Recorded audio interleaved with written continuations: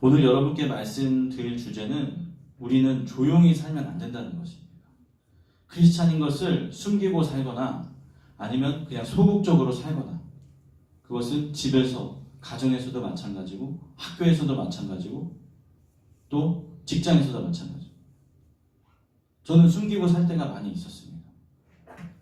그냥 얘기하면 피곤해지니까 귀찮아서라도 숨길 때가 있죠. 크리스찬이 3명인데, 가족이 3명인데 그 가족에서도 서로 크리스찬끼리 크리스찬임을 숨기는 가족도 있습니다. 그냥 디테일하게 걸면, 우리 아빠는 왜 이렇게 집에서 술을 마시지? 우리 아빠는 왜 교회 다니면서 담배를 아직도 피지? 우리 엄마는 왜 이렇게 교회 다니면서 아빠를 향해서 저렇게 미워하고 저렇게 심한 말을 하지? 근데 거기서 크리스찬임을 꺼내는 순간 그 모든 행위가 불편해지니까 서로 그냥 집에 가면 암묵적 동의 속에서 네가 하나님을 잘 이야기하지 않는 상황으로 흘러간다는 거죠. 바울은 풀어준다고 하는데도 오히려 배짱을 부립니다. 자신이 하나님의 사람임을 아주 자랑스럽게 그렇게 티를 내고 있는 것입니다. 우리는 조용하게 살면 안 됩니다. 저는 이 이야기가 바울과 실라에게 일어났던 일이지만 그 메시지는 우리 교회들을 향한 메시지라고 생각합니다. 이 교회는 지금 조용히 해야 한다고 말하는 그 악한 마귀의 세력에게 지금 수긍하고 있는 거예요. 교회가 더 이상 목소리를 내서는 안 된다, 더 이상 안티크리스찬을 만들어서는 안 된다, 그렇기 때문에 조용조용히 있는 듯 없는 듯 그렇게 있어야 한다라고 얘기하는 그 세상 풍조에서 맞서 싸워야 한다는 거죠. 이 세력들의 작전은 교회가 조용히 하고 교회 안에 들어가서 건물 안에만 교회인 것처럼 누구에게도 예수님을 전하지 않고 모든 일에 상관하지 말라고 그렇게 우리를 만들어가고 있는 것입니다. 입 다물고 그냥 너희들끼리만, 너희들 안에서만 그렇게 하나님을 믿는 교회가 되거라, 이렇게 하고 있는 건지도 모르겠습니다. 명성교회에 여러 가지 문제와 아픔이 있었습니다. 어떤 한 목회자로 인해서 일어났던 일이든지 아니면 교인 전체의 문제든지 아픔과 고통이 있습니다. 그러나 그 명성교회를 보고 많은 교회들이 손가락질을 하고 많은 교회들이 이슈를 사용합니다. 그러나 우리가 해야 할 일은 명성교회를 대신해서 세상을 향해서 사죄해야 합니다.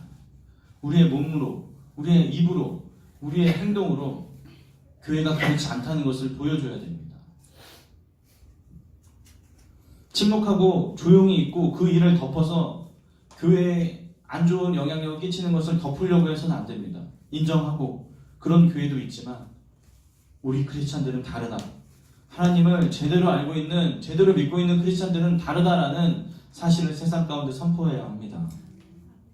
교회가 잘했고 못했고를 따지면서 우리랑은 상관없고 나랑은 상관없어, 나는 깨끗한 사람이야 라고 머물지 않는 크리스찬들이 되었으면 좋겠습니다. 성경 말씀에 연관을 지어보려고 합니다. 마귀가 우리에게 와서 속삭입니다. 쉿! 나는 너희가 하나님 나라에 들어갈 것을 알아. 그러니까 조용히 하고 그냥 다른 사람들은 지옥에 가든 말든 신경 쓰지 말고 너희들은 열심히 하나님 믿어. 그래, 너희는 천국 가게 해줄게. 직장에서 예수를 전하는 증인이 되지 마. 예수님에 관한 얘기는 꺼내지도 마. 그들이 너를 싫어할 거야. 그러면 넌 회사 다니기도 힘들고 학교 다니기도 힘들 거야. 학교에서 그렇게 적당히 예수를 믿는 것도 아니고 또 어떤 때는 예수를 믿는 것처럼 그렇게 보여주면 돼. 그렇게 살아.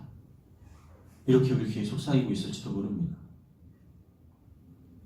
쓸데없이 용감해지지 말고 그렇게 뻔뻔하게 그렇게 하지 말고 창피해하면서 성령 충만하지 말고 적당히 성령에 대해서는 알고만 있어. 이 어두운 세상에서 괜히 빛과 소금이 되려고 하지 마. 그냥 조용히 살아. 내가 너만 특별히 이 세상에서 탈출할 수 있게 해줄게. 너만 하나님 품으로 갈 수 있게 해줄게. 그냥 너 혼자만 조용히 나가. 작전은 우리가 예수를 못 믿게 하는 것이 아니라 그냥 소극적으로 우리 한 사람만, 나 한 사람만 그렇게 예수를 믿게 만든다는 것입니다. 여러분 자유하시기 바랍니다. 하나님 한 분만 바라보고 찬양하고 기도했으면 좋겠습니다. 사람을 볼 때 꼭 문제가 생기거든요. 이 사도 바울은 사람을 보지 않았어요. 하나님을 봤어요. 그래서 옥문이 열리고 그냥 자유 얻은 것에 기뻐하지 않고 그는 더 큰 계획을 가지고 있습니다. 복음을 전할 기회구나. 마지막 때를 살고 있는 교회에 필요한 축복은 이것입니다. 두 가지인데요. 첫 번째, 마지막 때 교회는 이 계시를 깨달아야 합니다.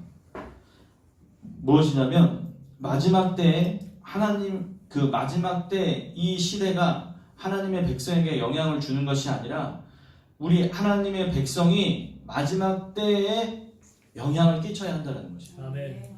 그러니까 지금 이 시대가 마지막 때라고 얘기합니다. 기독교가 핍박받는 것은 아니지만 이제는 무시당하고 있고 없는 듯 있는 듯 그렇게 영향이 사라지고 있는 이때에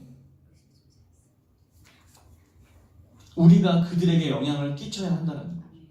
영향을 받고 우리가 자꾸 세상 속으로 흩어지고 분리되고 그렇게 나눠져서는 안 된다는 것이죠. 두 번째, 마지막 때 교회는 약한 상태로 그렇게 하늘나라로 갈 수 없습니다. 우리는 강해져야 합니다. 하나님을 끝까지 의지하고 우리가 흔들리지 않는 모습과 정확한 하나님의 백성다운 모습을 세상 가운데 보여줘야 한다는 거죠. 교회가 모이고 예수의 이름을 높이면서 영광을 돌릴 때마다 그 어둠의 세력들, 악한 마귀의 세력들은 두려워하고 있다는 거죠. 하나님께서는 이렇게 티나는 요란한 퍼포먼스를 좋아하시는 분이라는 거죠. 그런데 우리는 너무 잠잠하지 않습니까? 우리는 퍼포먼스가 없지 않습니까? 물론 교회 안에서는 이렇게 할 수 있지만 우리 가정에서, 세상에서, 직장에서 우리가 만나는 일터에서 만나는 사람에게 조금 부족하지 않습니까? 예수님 임팩트 있는 탈출을 하셨죠. 십자가에 달리셨습니다. 거기서 끝이 아니고 3일 만에 부활하셨습니다. 그리고 40일 동안 잠잠하신 게 아니라 돌아다니면서 사람을 만납니다. 내가 예수다. 너희들이 나를 못 박았던 내가 그 예수다. 그리고 예수님은 임팩트 있게 올라가십니다. 어떻게 올라가시냐면 하늘에서 천사가 둘이 내려옵니다. 예수님 양옆에 서가지고 쫙 내려오고 빛이 쫙 비치겠죠? 상상해보세요. 눈을 감아보세요. 예수님 그렇게 올라가셨어요. 올라가실 때 사람들이 예수님을 쳐다보고 있으니까 천사들이 이야기합니다. 이 갈릴리 사람들아 어찌하여 너희들이 하늘을 쳐다보고 있느냐. 너희가 아는 예수는 그대로 올라간 그대로 너희 곁으로 다시 똑같이 내려온다. 이렇게 얘기하십니다. 사람들이 저분이 예수님이구나. 저분이 하나님의 아들이구나.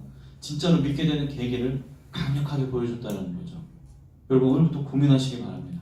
나는 과연 어떤 퍼포먼스로 예수가 살아계심을 하나님이 진짜 이 세상의 주인이심을 선포하며 사시겠습니까? 보통 각오로는 살 수 없습니다. 이렇듯 많은 사람들이 하나님의 사람임을 온전히 온몸으로 티를 내면서 티를 팍팍 내면서 그렇게 살아가고 있다는 거죠. 세상에 숨어 아니면 교회 안에 숨어 그렇게 나약한 모습을 벗어버리고 어디를 가든 무엇을 하든 어떤 모습이든 상관없이 온전히 하나님을 드러내는 삶을 사시는 우리 모두가 되었으면 좋겠습니다. 이번 한 주 동안 숙제를 드리겠습니다. 한 주 동안 나는 크리스찬입니다. 나는 하나님을 믿는 사람입니다. 나는 예수 그리스도로 인해 구원을 받은 사람입니다. 꼭 한 번씩 이야기하시는 분들이 됐으면 좋겠습니다. 혼자 얘기하는 게 아니라 타인을 향해서 가족이 돼도 좋고요. 친구가 돼도 좋고요. 모르는 사람이 돼도 좋습니다. 한 번씩 꼭 이야기하고 오시길 바랍니다. 우스갯소리로 저와 이렇게 와이프가 함께 운전하고 갈 때 제가 운전을 이렇게 잘하지만 편한 사람이니까 이제 좀 이렇게 편하게 할 때 있잖아요. 잘 못 보고 막 딴 데 보다가 이제 핸들이 뭐 살짝 이렇게 탁 하거나 이러면은 운전 진짜 못하네, 더럽게 못하네 막 이런 소리를 들어요. 그러면은 자존심이 상하죠. 제가 운전 경력 지금 20년인데 근데 제가 하는 이야기가 있습니다. 우스갯소리로 제가 하는 얘기인데 나 뭐야 이렇게 야구 얘기하는데 그것을 맞히는 분에게 제가 이 일본에서 파는 볼펜인데요 16,500원. 나 예수 믿는 사람이야. 나 하나님 중이야. 여기 다 은혜가 충만하신 분들이. 나 대리운전 기사. 이 사모님 저희 팬이십니까?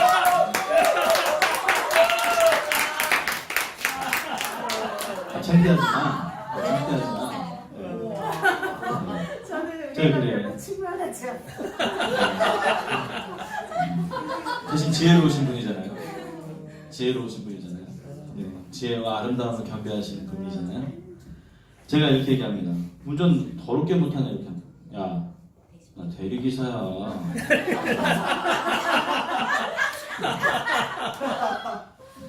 창피하지만 제가 얘기하는 문제는 이거예요. 나는 운전을 하루에 10시간씩 하는 사람이야. 나는 제가 뒤에 사람을 태우고 술 취한 사람 태우고 운전하잖아요. 내릴 때 꼭 듣는 말이 있어요. 운전을 참 잘하시네요. 이런 얘기를 들어요. 왜냐면 엄청 긴장하거든요. 방지턱 넘을 때 정말 진짜 1도 출렁거리지 않게 탁 이렇게 넘어주거든요. 거기다가 연비는 또 엄청 좋게 딱 운전해가지고 기름도 아껴주고 집 앞까지 딱 도착해 주차까지 딱 해주고. 네. 이 얘기를 왜 하냐면 여러분들이 누군가 탁 얘기했을 때 야, 나 아까 말씀하신 대로 하나님 믿는 사람이야. 나 예수 믿는 사람이야. 이렇게 고백하는 기회가 이번 주 가운데 있었으면 좋겠다는 거예요. 네. 여러분 대리기사만 기억하시면 안 됩니다.